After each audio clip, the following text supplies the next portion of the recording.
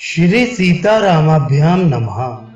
यह सुनकर पार्वती जी मुस्कुराकर बोली, हे विज्ञानी मुनिवरों, आपने उचित ही कहा।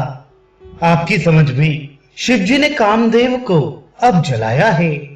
अब तक तो वे विकार युक्त अर्थात कामी ही रहे, किंतु हमारी समझ से तो शिव जी सदा से ही योगी, अजन्मा, अनिंद्य, काम रहित और भोगहीन है। और यदि मैंने शिव जी को ऐसा समझकर ही मन, वचन और कर्म से प्रेम सहित उनकी सेवा की है, तो हे मुनीश्वरों सुनिए, वे कृपा निधान भगवान मेरी प्रतिज्ञा को सत्य करेंगे। आपने ये जो कहा कि शिव जी ने कामदेव को भस्म कर दिया, यही आपका बड़ा भारी अविवेक है। हेता, अग्नि का तो ये सहज स्वभाव ही है कि पाला उसके समीप कभी जा ही नहीं सकता, और जाने पर वह अवश्य नष्ट हो जाएगा। महादेव जी और कामदेव के संबंध में भी यही बात समझना चाहिए। पार्वती के वचन सुनकर और उनका प्रेम तथा विश्वास देखकर मुनि हृदय में बड़े प्रसन्न हुए। वे भवानी को सिर नवाकर चल दिए और हिमाचल के पास पहुंचे। उन्होंने पर्वतराज हिमाचल को सब हाल सुनाया। कामदेव का भस्म होना सुनकर हिमाचल बहुत दुखी हुए। फिर मुनियों ने रति के वरदान की बात कही। उसे सुनकर हिमवान ने बहुत सुख माना। शिव जी के प्रभाव को मन में विचार कर हिमाचल ने श्रेष्ठ मुनियों को आदर पूर्वक बुला लिया और उनसे शुभ दिन, शुभ नक्षत्र और शुभ घड़ी शोधवाकर वेद की विधि के अनुसार शीघ्र ही लग्न निश्चय कराकर लिखवा लिया। फिर हिमाचल ने वह लग्न पत्रिका सप्त ऋषियों को दे दी और चरण पकड़कर उनकी विनती की। उन्होंने जाकर वह लग्न पत्रिका ब्रह्मा जी को दी। उसको पढ़ते समय उनके हृदय में प्रेम समाता ना था। ब्रह्मा जी ने लग्न पढ़कर सबको सुनाया। उसे सुनकर सब मुनि और देवताओं का सारा समाज हर्षित हो गया। आकाश से फूलों की वर्षा होने लगी, बाजे बजने लगे और दसों दिशाओं में मंगल कलश सजा दिए गए। सब देवता अपने भांति भांति के वाहन और विमान सजाने लगे। कल्याणप्रद मंगल शगुन होने लगे और अप्सराएं गाने लगी। शिव जी के गण शिव जी का श्रृंगार करने लगे। जटाओं का मुकुट बनाकर उस पर सांपों का मोर सजाया गया। शिव जी ने सांपों के ही कुंडल और कंगन पहने, शरीर पर विभूति रमाई और वस्त्र की जगह बागंबर लपेट लिया। शिव जी के सुंदर मस्तक पर चंद्रमा, सिर पर गंगा जी, 3 नेत्र, सांपों का जनेऊ, गले में विष और छाती पर नरमुंडों की माला थी। इस प्रकार उनका भेष अशुभ होने पर भी वे कल्याण के धाम और कृपालु हैं। एक हाथ में त्रिशूल और दूसरे में डमरू सुशोभित थे। शिव जी बैल पर चढ़कर चले।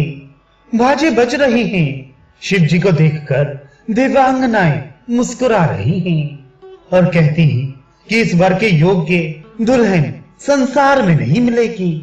विष्णु और ब्रह्मा आदि देवताओं के समूह अपने अपने सवारियों पर चढ़कर बारात में चले। देवताओं का समाज सब प्रकार से अनुपम परम सुंदर था, पर दूल्हे के योग्य बारात ना थी। तब विष्णु भगवान ने सब दिक्पालों को बुलाकर हंसकर ऐसा कहा, सब लोग अपने अपने दल समेत अलग अलग होकर चलो। हे भाई, हम लोगों की यह बारात वर के योग्य नहीं है। क्या पराये नगर में जाकर हंसी कराओगे? विष्णु भगवान की बात सुनकर देवता मुस्कुराए और वे अपनी अपनी सेना सहित अलग हो गए। महादेव जी ये देखकर मन ही मन मुस्कुराते हैं कि विष्णु भगवान के व्यंग्य वचन दिल लगी नहीं छूटती। अपने प्यारे विष्णु भगवान के इन अति प्रिय वचनों को सुनकर शिव जी ने भी भृंगी को भेजकर अपने सब गणों को बुलवा लिया। शिव जी की आज्ञा सुनते ही सब चले आए और उन्होंने स्वामी के चरण कमलों में सिर नवाया। तरह तरह की सवारियों और तरह तरह के भेष वाले अपने समाज को देखकर शिव जी हंसे। कोई बिना मुख का है, किसी के बहुत से मुख हैं। कोई बिना हाथ पैर का है तो किसी के कई हाथ पैर हैं। किसी के बहुत आंखें हैं तो किसी के एक भी आंख नहीं है। कोई बहुत मोटा ताजा है तो कोई बहुत ही दुबला पतला है। कोई बहुत दुबला, कोई बहुत मोटा, कोई पवित्र और कोई अपवित्र वेश धारण किए हुए हैं। भयंकर गहने पहने, हाथ में कपाल लिए हैं और सबके सब शरीर में ताजा खून लपेटे हुए हैं। गधे, कुत्ते, सुअर और सियार से उनके मुख हैं। गणों के अनगणित वेशों को कौन गिने। बहुत प्रकार के प्रेत, पिशाच और योगिनियों की जमाते हैं। उनका वर्णन करते नहीं बनता। भूत प्रेत नाचते और गाते हैं। वे सब बड़े मौजी हैं। देखने में बहुत ही बेढंगे जान पड़ते हैं और बड़े ही विचित्र ढंग से बोलते हैं। जैसा दूल्हा है अब वैसी ही बारात बन गई है। मार्ग में चलते हुए भांति भांति के कौतुक तमाशे होते जाते हैं। इधर हिमाचल ने ऐसा विचित्र मंडप बनाया कि जिसका वर्णन नहीं हो सकता।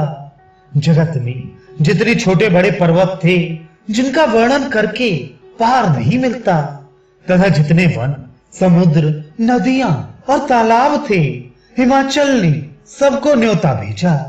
वे सब अपनी इच्छानुसार रूप धारण करने वाले, सुंदर शरीर धारण कर सुंदरी स्त्रियों और समाजों के साथ हिमाचल के घर गए। सभी स्नेह सहित मंगल गीत गाते हैं। हिमाचल ने पहले ही से बहुत से घर सजवा रखे थे। यथा योग्य उन्होंने स्थानों में सब लोग उतर गए। नगर की सुंदर शोभा देखकर ब्रह्मा की रचना चातुरी भी तुच्छ लगती थी। नगर की शोभा देखकर ब्रह्मा की निपुणता सचमुच तुच्छ लगती है। वन, बाग, कुएं, तालाब, नदियां सभी सुंदर हैं। उनका वर्णन कौन कर सकता है। घर घर बहुत से मंगल सूचक तोरण और ध्वजा पताकाएं सुशोभित हो रही हैं। वहां के सुंदर और चतुर स्त्री पुरुषों की छवि देखकर मुनियों के भी मन मोहित हो जाते हैं। जिस नगर में स्वयं जगदम्बा ने अवतार लिया, क्या उसका वर्णन हो सकता है। वहां रिद्धि, सिद्धि, संपत्ति और सुख नित नए बढ़ते जाते हैं। बारात को नगर के निकट आई सुनकर नगर में चहल पहल मच गई, जिससे उसकी शोभा बढ़ गई। अगवानी करने वाले लोग बनाव श्रृंगार करके तथा नाना प्रकार की सवारियों को सजाकर आदर सहित बारात को लेने चले। देवताओं के समाज को देखकर सब मन में प्रसन्न हुए और विष्णु भगवान को देखकर तो बहुत ही सुखी हुए। किंतु जब शिव जी के दल को देखने लगे तब तो उनके सब वाहन, सवारियों के हाथी, घोड़े और रथ के बैल आदि डरकर भाग चले। कुछ बड़ी उम्र के समझदार लोग धीरज धरकर वहां डटे रहे। लड़के तो सब अपने प्राण लेकर भागे। घर पहुंचने पर जब माता पिता पूछते हैं तब वे भय से कांपते हुए शरीर से ऐसा वचन कहते हैं। क्या कहें, कोई बात कही नहीं जाती। ये बारात है, यह यमराज की सेना। दूल्हा पागल है और बैल पर सवार है। सांप, कपाल और राख ही उसके गहने हैं। दूल्हे के शरीर पर राख लगी है, सांप और कपाल के गहने हैं। वह नंगा, जटाधारी और भयंकर है। उसके साथ भयानक मुख वाले भूत, प्रेत, पिशाच, योगनिया और राक्षस हैं। जो बारात को देखकर जीता बचेगा, सचमुच उसके बड़े ही पुण्य हैं और वही पार्वती का विवाह देखेगा। लड़कों ने घर घर यही बात कही। शिव जी का समाज समझकर सब लड़कों के माता पिता मुस्कुराते हैं। उन्होंने बहुत तरह से लड़कों को समझाया कि निडर हो जाओ, डर की कोई बात नहीं है। अगवान लोग बारात को लिवाए। उन्होंने सबको सुंदर जनवासे ठहरने को दिए। पार्वती जी की माता मैना ने शिव आरती सजाई और उनके साथ की स्त्रियां उत्तम मंगल गीत गाने लगी। सुंदर हाथों में सोने के थाल शोभे थे। इस प्रकार मैना हर्ष के साथ शिव जी का परछन करने चली। जब महादेव जी को भयानक वेश में देखा तब तो स्त्रियों के मन में बड़ा भारी भय उत्पन्न हो गया। बहुत ही डर के मारी भागकर वे घर में घुस गईं और शिव जी जहां जनवासा था वहां चले गए। मैना के हृदय में बड़ा दुख हुआ। उन्होंने पार्वती जी को अपने पास बुला लिया और अत्यंत स्नेह से गोद में बैठाकर अपनी नीलकमल के समान नेत्रों में आंसू भरकर कहा, जिस विधाता ने तुमको ऐसा सुंदर रूप दिया, उस मूर्ख ने तुम्हारे दूल्हे को बावला कैसे बनाया? जिस विधाता ने तुमको सुंदरता दी, उसने तुम्हारे लिए वर बावला कैसे बनाया? जो फल कल्प वृक्ष में लगना चाहिए वे जबरदस्ती बबूल में लग रहा है। मैं तुम्हें लेकर पहाड़ से गिर पड़ूंगी, आग में जल जाऊंगी या समुद्र में कूद पड़ूंगी, चाहे घर उजड़ जाए और संसार भर में अपकीर्ति फैल जाए, पर जीते जी मैं इस बावले वर से तुम्हारा विवाह ना करूंगी। हिमाचल की स्त्री मैना को दुखी देखकर सारी स्त्रियां व्याकुल हो गईं। मैना अपनी कन्या के स्नेह को याद करके विलाप करती, रोती और कहती थी, मैंने नारद का क्या बिगाड़ा था, जिन्होंने मेरा बसता हुआ घर उजाड़ दिया और जिन्होंने पार्वती को ऐसा उपदेश दिया कि जिससे उसने बावले वर के लिए तप किया। सचमुच उनके न किसी का मोह है, न माया, न उनके धन है, न घर है और न स्त्री ही है। वे सबसे उदासीन हैं, इसी से वे दूसरे का घर उजाड़ने वाले हैं। उन्हें ना किसी की लाज है, न डर है। भला बांझ स्त्री प्रसव की पीड़ा को क्या जाने? माता को विकल देखकर पार्वती जी विवेक युक्त कोमल वाणी बोली, हे माता, जो विधाता रच देते हैं वे टलता नहीं। ऐसा विचार कर तुम सोच मत करो। जो मेरे भाग्य में बावला पति ही लिखा है तो किसी को क्यों दोष लगाया जाए? हे माता, हे माता, क्या विधाता के अक्षर तुमसे मिट सकते हैं? वृथा कलंक का टीका मत लो। हे माता, कलंक मत लो। रोना छोड़ो, ये अवसर विषाद करने का नहीं है। मेरे भाग्य में जो दुख सुख लिखा है उसे मैं जहां जाऊंगी वहीं पाऊंगी। पार्वती जी के ऐसे विनय भरे कोमल वचन सुनकर सारी स्त्रियां सोच करने लगी और भांति भांति से विधाता को दोष देकर आंखों से आंसू बहाने लगी। इस समाचार को सुनते ही हिमाचल उसी समय नारद जी और सप्तऋषियों को साथ लेकर अपने घर गए। तब नारद जी ने पूर्व जन्म की कथा सुनाकर सबको समझाया और कहा कि हे मैना, तुम मेरी सच्ची बात सुनो। तुम्हारी ये लड़की साक्षात जगत जननी भवानी है। ये अजन्मा, अनादि और अविनाशिनी शक्ति है। सदा शिव जी के अर्धांग में रहती है। ये जगत की उत्पत्ति, पालन और संहार करने वाली है और अपनी इच्छा से ही लीला शरीर धारण करती है। पहले ये दक्ष के घर जाकर जन्मी थी, तब इनका सती नाम था। बहुत सुंदर शरीर पाया था। वहां भी सती शंकर जी से ही ब्याही गई थी। ये कथा सारे जगत में प्रसिद्ध है। एक बार इन्होंने शिव जी को साथ आते हुए राह में रघुकुल रूपी कमल के सूर्य श्री रामचंद्र जी को देखा। तब इन्हें मोह हो गया और इन्होंने शिव जी का कहना न मानकर ब्रह्मवश सीता जी का वेश धारण कर लिया। सती जी ने जो सीता का वेश धारण किया, उसी अपराध के कारण शंकर जी ने उनको त्याग दिया। फिर शिव जी के वियोग में ये अपने पिता के यज्ञ में जाकर वही योगाग्नि से भस्म हो गई। अब इन्होंने तुम्हारे घर जन्म लेकर अपने पति के लिए कठिन तप किया है।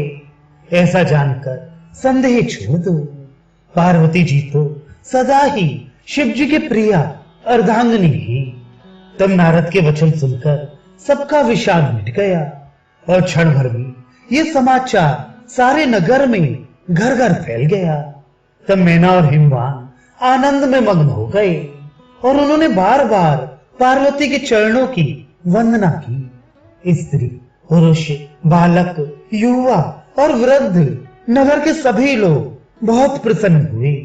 नगर में मंगल गीत गाए जाने लगे और सबने भांति भांति के स्वर्ण के कलश सजाए।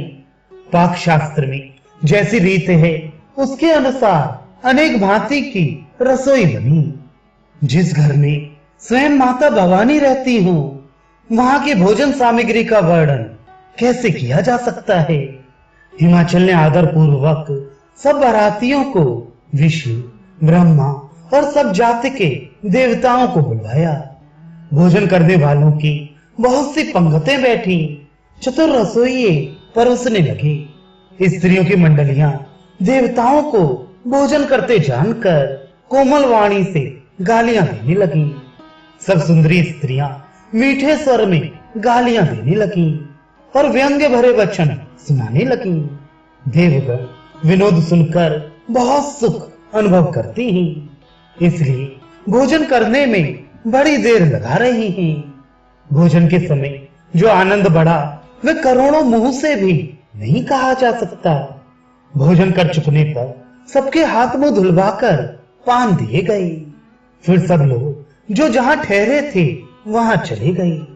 फिर मुनियों ने लौटकर हिमवान को लग्न पत्रिका सुनाई और विवाह का समय देखकर देवताओं को बुला भेजा। सब देवताओं को आदर सहित बुलवा लिया और सबको यथा योग्य आसन दिए। वेद की रीति से वेदी सजाई गई और स्त्रियां सुंदर श्रेष्ठ मंगल गीत गाने लगी। वेदिका पर एक अत्यंत सुंदर दिव्य सिंहासन था जिसकी सुंदरता का वर्णन नहीं किया जा सकता, क्योंकि वह स्वयं ब्रह्मा जी का बनाया हुआ था। ब्राह्मणों को सिर नवाकर और अपने हृदय में अपने स्वामी श्री रघुनाथ जी का स्मरण करके शिव जी उस सिंहासन पर बैठ गए। फिर मुनीश्वरों ने पार्वती जी को बुलाया। सखियां श्रृंगार करके उन्हें ले आईं। पार्वती जी के रूप को देखते ही सब देवता मोहित हो गए। संसार में ऐसा कौन कवि है जो उस सुंदरता का वर्णन कर सके। पार्वती जी को जगदम्बा और शिव जी की पत्नी समझकर देवताओं ने मन ही मन प्रणाम किया। भवानी जी सुंदरता की सीमा है, करोड़ों मुखों से भी उनकी शोभा कही नहीं जा सकती। जगत जननी पार्वती जी की महान शोभा का वर्णन करोड़ों मुखों से भी करते नहीं बनता। वेद, शेष जी और सरस्वती जी तक उसे कहते हुए सकचा जाती हैं। तब मंद बुद्धि तुलसी किस गिनती में है। सुंदरता और शोभा की खान माता भवानी मंडप के बीच में जहां शिव जी थे वहां गई। वे संकोच के मारे पति शिव जी के चरण कमलों को देख नहीं सकती, परंतु उनका मन रूपी भौरा तो वहीं रसपान कर रहा था। मुनियों की आज्ञा से शिव जी और पार्वती जी ने गणेश जी का पूजन किया। मन में देवताओं को अनादि समझकर कोई इस बात को सुनकर शंका ना करे कि गणेश जी तो शिव पार्वती की संतान हैं। अभी विवाह से पूर्व ही वे कहां से आ गए। वेदों में विवाह की जैसी रीत कही गई है, महामुनियों ने वह सभी रीत करवाई। पर्वतराज हिमाचल ने हाथ में कुश लेकर तथा कन्या का हाथ पकड़कर उन्हें भवानी शिव पत्नी जानकर शिव जी को समर्पण किया। जब महेश्वर ने पार्वती का पाणी ग्रहण किया तब इंद्रादि सब देवता हृदय में बड़े ही हर्षित हुए। श्रेष्ठ मुनिगण वेद मंत्रों का उच्चारण करने लगे और देवगण शिव जी का जय जयकार करने लगे। अनेकों प्रकार के बाजे बजने लगे। आकाश से नाना प्रकार के फूलों की वर्षा हुई। शिव पार्वती का विवाह हो गया। सारे ब्रह्मांड में आनंद भर गया। दासी, दास, रथ, घोड़े, हाथी, गाय, वस्त्र और मणि आदि अनेक प्रकार की चीजें, अंग तथा सोने के बर्तन गाड़ियों में लदवाकर दहेज में दिए, जिनका वर्णन नहीं हो सकता। बहुत प्रकार का दहेज देकर फिर हाथ जोड़कर हिमाचल ने कहा, हे शंकर, आप पूर्ण काम हैं, मैं आपको क्या दे सकता हूं? इतना कहकर वे शिव जी के चरण कमल पकड़कर रह गई। तब कृपा के सागर शिव जी ने अपने ससुर का सभी प्रकार से समाधान किया। फिर प्रेम से परिपूर्ण हृदय मैना जी ने शिव जी के चरण कमल पकड़े और कहा, हे नाथ, ये उमा मुझे मेरे प्राणों के समान प्यारी है। आप इसे अपने घर की टहलनी बनाइएगा और इसके सब अपराधों को क्षमा करते रहिएगा। अब प्रसन्न होकर मुझे यही वर दीजिए। शिव जी ने बहुत तरह से अपनी सास को समझाया। तब वे शिव जी के चरणों में सिर नवाकर घर गईं। फिर माता ने पार्वती को बुला लिया और गोद में बिठाकर ये सुंदर सीख दी, हे पार्वती, तू सदा शिव जी के चरणों की पूजा करना। नारियों का यही धर्म है। उनके लिए पति ही देवता है और कोई देवता नहीं है। इस प्रकार की बातें कहते कहते उनकी आंखों में आंसू भर आए और उन्होंने कन्या को छाती से चिपटा लिया। फिर बोली कि विधाता ने जगत में स्त्री जाति को क्यों पैदा किया? पराधीन को सपने में भी सुख नहीं मिलता। यूं कहती हुई माता प्रेम से अत्यंत विकल हो गई, परंतु कुछ में जानकर दुख करने का अवसर न जानकर उन्होंने धीरज धरा। मैना बार बार मिलती हैं और पार्वती के चरणों को पकड़कर गिर पड़ती हैं। बड़ा ही प्रेम है, कुछ वर्णन नहीं किया जाता। भवानी सब स्त्रियों से मिल भेंट कर फिर अपनी माता के हृदय से जा लिपटी। पार्वती जी माता से फिर मिलकर चली। सब किसी ने उन्हें योग्य आशीर्वाद दिए। पार्वती जी फिर माता की ओर देखती जाती थीं। तब सखियां उन्हें शिव जी के पास ले गईं। महादेव जी सब याचकों को संतुष्ट कर पार्वती के साथ घर कैलाश को चले। सब देवता प्रसन्न होकर फूलों की वर्षा करने लगे और आकाश में सुंदर नगाड़े बजने लगे। तब हिमवान अत्यंत प्रेम से शिव जी को पहुंचाने के लिए साथ चले। वृषकेतु शिव जी ने बहुत तरह से उन्हें संतोष कराकर विदा किया। पर्वतराज हिमाचल तुरंत घर आए और उन्होंने सब पर्वतों और सरोवरों को बुलाया। हिमवान ने आदर, दान, विनय और बहुत सम्मान पूर्वक सबकी विदाई की। जब शिव जी कैलाश पर्वत पर पहुंचे तब सब देवता अपने अपने लोकों को चले गए। तुलसीदास जी कहते हैं कि पार्वती जी और शिव जी जगत के माता पिता हैं, इसलिए मैं उनके श्रृंगार का वर्णन नहीं करता।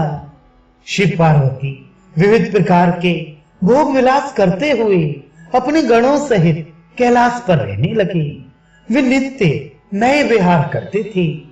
इस प्रकार बहुत समय बीत गया। तब 6 मुख वाले पुत्र स्वामी कार्तिक का जन्म हुआ, जिन्होंने बड़े होने पर युद्ध में तारकासुर को मारा। वेद, शास्त्र और पुराणों में स्वामी कार्तिक के जन्म की कथा प्रसिद्ध है और सारा जगत उसे जानता है। षडानन के जन्म, कर्म, प्रताप और महान पुरुषार्थ को सारा जगत जानता है, इसलिए मैंने शिव जी के पुत्र का चरित्र संक्षेप से ही कहा है।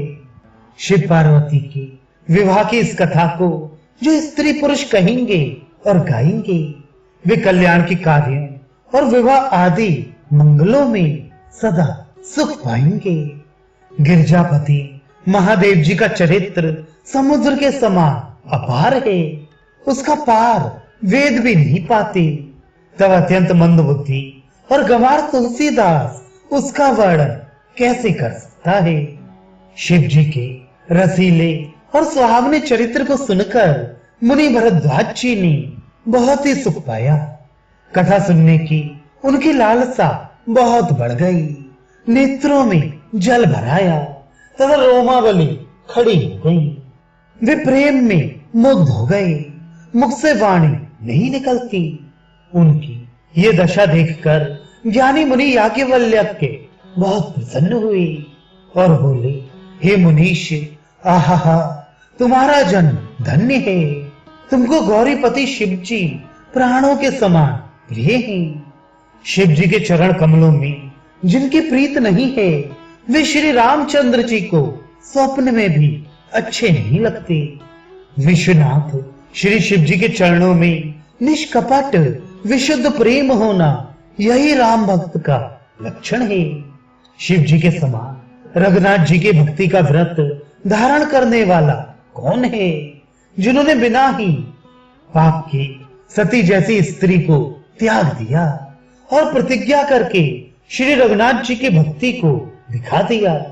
हे भाई, श्री रामचंद्र जी को शिव जी के समान और कौन प्यारा है। मैंने पहले ही शिव जी का चरित्र कहकर तुम्हारा भेद समझ लिया। तुम श्री रामचंद्र जी के पवित्र सेवक हो और समस्त दोषों से रहित हो।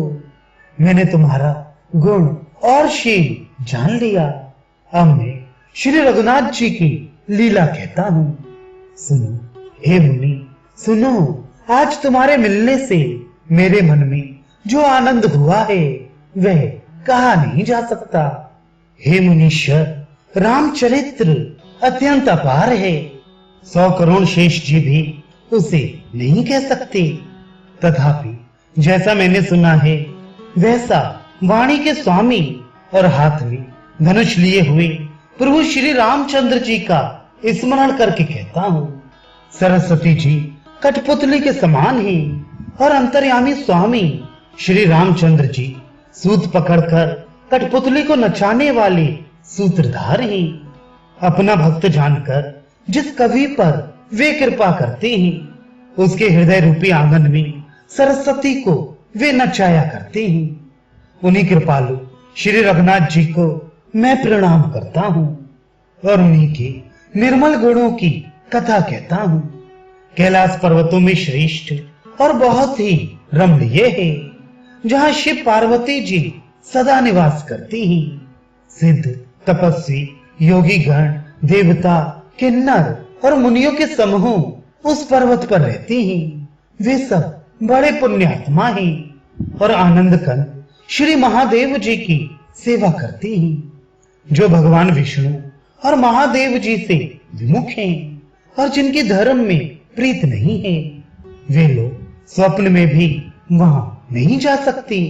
उस पर्वत पर एक विशाल बरगद का पेड़ है, जो नित्य नवीन और सब काल 6 ऋतुओं में सुंदर रहता है। वहां तीनों प्रकार की शीतल, मंद और सुगंध वायु बहती रहती है और उसकी छाया बड़ी ठंडी रहती है। वे शिव जी के विश्राम करने का वृक्ष है, जिसे वेदों ने गाया है। एक बार प्रभु श्री शिव जी उस वृक्ष के नीचे गए और उसे देखकर उनके हृदय में बहुत आनंद हुआ।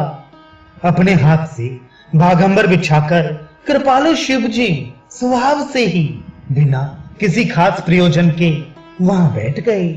कुंद के पुष्प, चंद्रमा और शंख के समान उनका गौर शरीर था। बड़ी लंबी भुजाएं थी और वे मुनियों के से वल्कल वस्त्र धारण किए हुए थे। उनके चरण नए अर्थात पूर्ण रूप से खिले हुए लाल कमल के समान थे।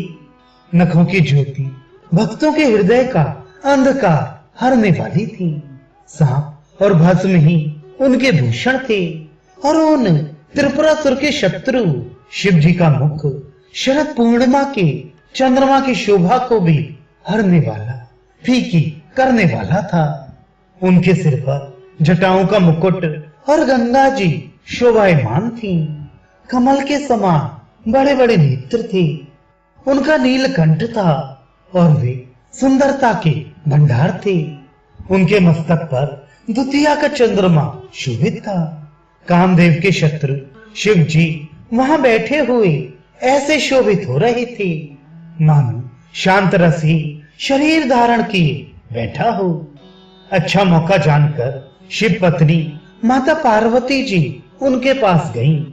अपनी प्यारी पत्नी जानकर शिव जी ने उनका बहुत आदर सत्कार किया और अपनी बाईं ओर बैठने के लिए आसन दिया। पार्वती जी प्रसन्न होकर शिव जी के पास बैठ गईं। उन्हें पिछले जन्म की कथा स्मरण हो आई। स्वामी के हृदय में अपने ऊपर पहले की अपेक्षा अधिक प्रेम समझकर पार्वती जी हंसकर प्रिय वचन बोली। याज्ञवल्क्य जी कहते हैं कि जो कथा सब लोगों का हित करने वाली है उसे ही पार्वती जी पूछना चाहती हैं।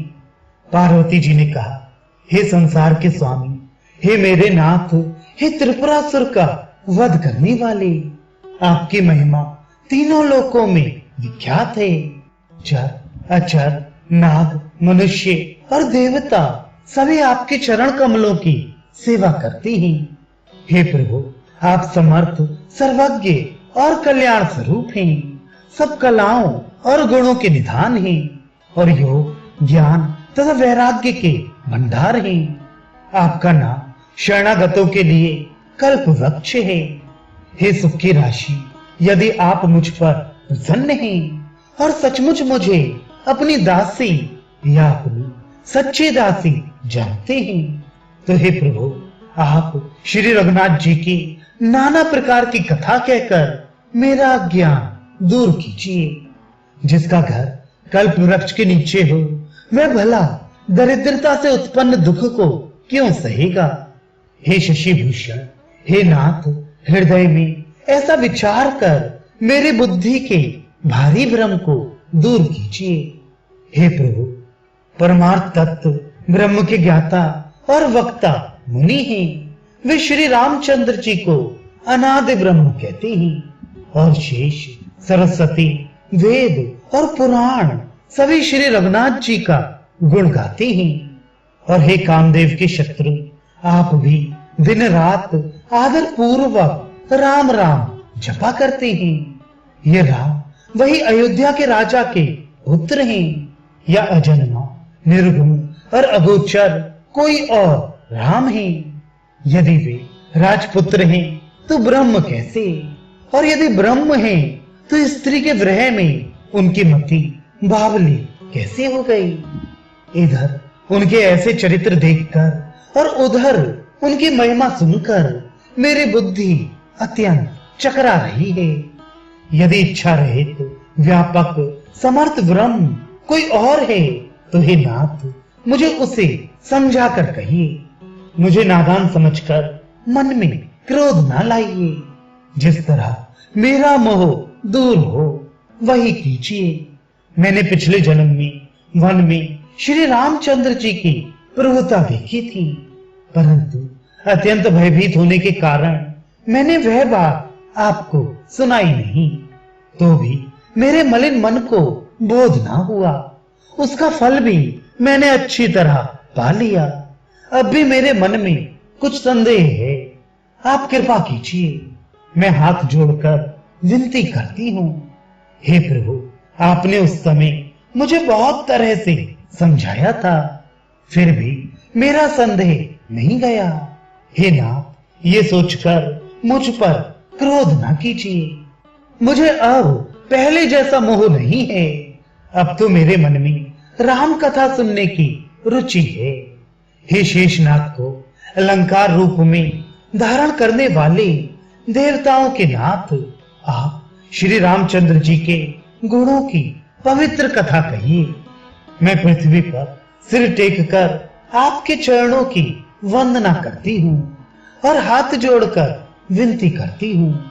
आप वेदों के सिद्धांत को निचोड़कर श्री रघुनाथ जी का निर्मल यश वर्णन कीजिए। यद्यपि स्त्री होने के कारण मैं उसे सुनने की अधिकारिणी नहीं हूँ, तथापि मैं मन, वचन और कर्म से आपकी दासी हूँ। संत लोग जहाँ आर्त अधिकारी पाते हैं, वहाँ गूढ़ तत्व भी उससे नहीं छिपाते। हे देवताओं के स्वामी, मैं बहुत ही आर्त भाव दीनता से पूछती हूँ, आप मुझ पर दया करके श्री रघुनाथ जी की कथा कहिए। पहले तो वे कारण विचार कर बतलाइए जिससे निर्गुण ब्रह्म सगुण रूप धारण करता है। फिर हे प्रभु श्री राम जी के अवतार जन्म की कथा कहिए तथा उनका उदार बाल चरित्र कहिए। फिर जिस प्रकार उन्होंने श्री जानकी जी से विवाह किया वह कथा कहिए और फिर ये बतलाइए कि उन्होंने जो राज्य छोड़ा सो किस दोष से। हे नाथ, फिर उन्होंने वन में रहकर जो अपार चरित्र किए तथा जिस तरह रावण को मारा वह कहिए। हे सुख स्वरूप शंकर, फिर आप उन सारी लीलाओं को कहिए जो उन्होंने राज सिंहासन पर बैठकर की थी। हे कृपाधाम, फिर वह अद्भुत चरित्र कहिए जो श्री रामचंद्र जी ने किया था। वे रघुकुल शिरोमणि प्रजा सहित किस प्रकार अपने धाम को गए। हे प्रभु, फिर आप उस तत्व को समझाकर कहिए जिसकी अनुभूति में ज्ञानी मुनिगण सदा मग्न रहते हैं। और फिर भक्ति, ज्ञान, विज्ञान और वैराग्य का विभाग सहित वर्णन कीजिए। इसके सिवा श्री रामचंद्र जी के और भी जो अनेक रहस्य छुपे हुए भाव अथवा चरित्र हैं उनको कहिए। हे नाथ, आपका ज्ञान अत्यंत निर्मल है। हे प्रभु, जो बात मैंने ना भी पूछी हो, हे दयालु, उसे भी आप छिपा न रखिएगा। वेदों ने आपको तीनों लोकों का गुरु कहा है। दूसरे पामर जीव इस रहस्य को क्या जाने। पार्वती जी के सहज सुंदर और छल रहित सरल प्रश्न सुनकर शिव जी के मन को बहुत अच्छे लगे। श्री महादेव जी के हृदय में सारे रामचरित्र आ गए। प्रेम के मारे उनका शरीर पुलकित हो गया और नेत्रों में जल भर आया। श्री रघुनाथ जी का रूप उनके हृदय में आ गया, जिसे स्वयं परमानंद स्वरूप शिव जी ने भी अपार सुख पाया।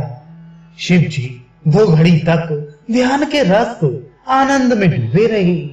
फिर उन्होंने मन को बाहर खींचा और तब वे प्रसन्न होकर श्री रघुनाथ जी का चरित्र वर्णन करने लगे, जिसके बिना जाने झूठ भी सत्य मालूम होता है। जैसे बिना पहचाने रस्सी में सांप का भ्रम हो जाता है और जिसके जान लेने पर जगत का उसी तरह लोभ हो जाता है, जैसे जागने पर स्वप्न का भ्रम जाता रहता है। मैं उन्हीं श्री रामचंद्र जी के बाल रूप की वंदना करता हूँ, जिनका नाम जपने से सब सिद्धियां सहज ही प्राप्त हो जाती हैं। मंगल के धाम, अमंगल के हरने वाली और श्री दशरथ जी के आंगन में खेलने वाली वे बाल रूप श्री रामचंद्र जी मुझ पर कृपा करें। त्रिपुरासुर का वध करने वाले शिव जी श्री रामचंद्र जी को प्रणाम करके आनंद में भरकर अमृत के समान वाणी बोली, हे गिरिराज कुमारी पार्वती, तुम धन्य हो, धन्य हो। तुम्हारे समान कोई उपकारी नहीं है। जो तुमने श्री रघुनाथ जी की कथा का प्रसंग पूछा है, जो कथा समस्त लोगों के लिए जगत को पवित्र करने वाली गंगा जी के समान है, तुमने जगत के कल्याण के लिए ही प्रश्न पूछे हैं। तुम श्री रघुनाथ जी के चरणों में प्रेम रखने वाली हो। हे पार्वती, मेरे विचार में तो श्री राम जी की कृपा से तुम्हारे मन में स्वप्न में भी शोक, मोह, संदेह और भ्रम कुछ भी नहीं है। फिर भी तुमने इसीलिए वही पुरानी शंका की है कि इस प्रसंग के कहने सुनने से सबका कल्याण होगा। जिन्होंने अपने कानों से भगवान की कथा नहीं सुनी, उनके कानों के छिद्र सांप के बिल के समान ही। जिन्होंने अपने नेत्रों से संतों के दर्शन नहीं किए, उनके वे नेत्र मोर के पंखों पर दिखने वाली नकली आंखों की गिनती में हैं। वे सिर कड़वी तुम्बी के समान हैं, जो श्री हरि और गुरु के चरण तल पर नहीं झुकते। जिन्होंने भगवान की भक्ति को अपने हृदय में स्थान नहीं दिया। वे प्राणी जीते हुए ही मुर्दे के समान ही। जो जी श्री रामचंद्र जी के गुणों का गान नहीं करती, वे मेढक की जीभ के समान है।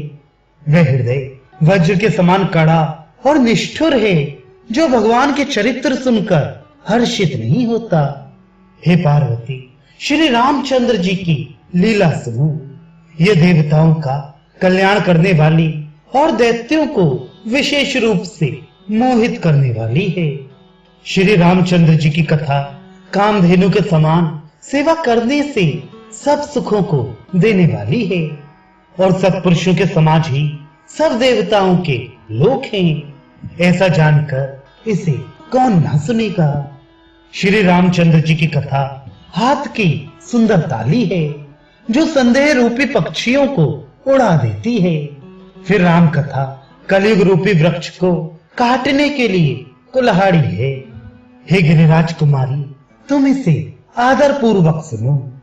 वेदों ने श्री रामचंद्र जी के सुंदर नाम, गुण, चरित्र, जन्म और कर्म सभी अनगणित कहे हैं। जिस प्रकार भगवान श्री रामचंद्र जी अनंत हैं, उसी तरह उनकी कथा, कीर्ति और गुण भी अनंत हैं। तो भी तुम्हारी अत्यंत प्रीत देखकर जैसा कुछ मैंने सुना है और जैसी मेरी बुद्धि है, उसी के अनुसार मैं कहूंगा। हे पार्वती, तुम्हारा प्रश्न स्वाभाविक ही सुंदर, सुखदायक और संत सम्मत है, और मुझे तो बहुत ही अच्छा लगा है। परंतु हे पार्वती, एक बात मुझे अच्छी नहीं लगी। यद्यपि वह तुमने मोह के वश होकर ही कही है। तुमने जो ये कहा कि वे राम कोई और हैं जिन्हें वेद गाते और मुनिजन जिनका ध्यान धरते हैं, जो मोह रूपी पिशाच के द्वारा ग्रस्त हैं, पाखंडी हैं, भगवान के चरणों से विमुख हैं, और जो झूठ सच कुछ भी नहीं जानते, ऐसे अधम मनुष्य ही इस तरह कहते सुनते हैं। जो अज्ञानी, मूर्ख, अंधे और भाग्यहीन हैं, और जिनके मन रूपी दर्पण पर विषय रूपी काई जमी हुई है, जो व्यभिचारी, छली और बड़े कुटिल हैं, और जिन्होंने कभी स्वप्न में भी संत समाज के दर्शन नहीं किए, और जिन्हें अपनी लाभ हानि नहीं सोचती, वे ही ऐसी वेद विरुद्ध बातें कहा करते हैं, जिनका हृदय रूपी दर्पण मैला है और जो नेत्रों से हीन है।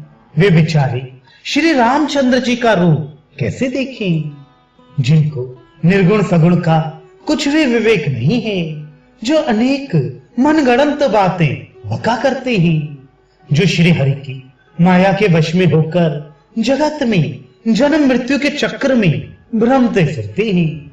उनके लिए कुछ भी कह डालना असंभव नहीं है। जिन्हें वायु का रोग, सन्निपात, उन्माद आदि हो गया हो, जो भूत के वश में हो गए हैं और जो नशे में चूर हैं, ऐसे लोग विचार कर वचन नहीं बोलते। जिन्होंने महामोह रूपी मदिरा पी रखी है, उनके कहने पर कान ना देना चाहिए। अपने हृदय में ऐसा विचार कर संदेह छोड़ दो और श्री रामचंद्र जी के चरणों को भजो।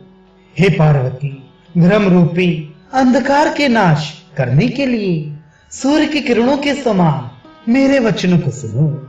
सगुण और निर्गुण में कुछ भी भेद नहीं है।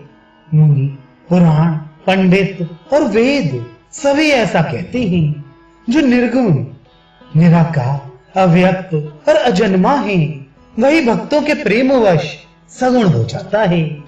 जो निर्गुण है वही सगुण कैसे है, जैसे जल और ओले में भेद नहीं, दोनों जल ही हैं। ऐसे ही निर्गुण और सगुण एक ही है।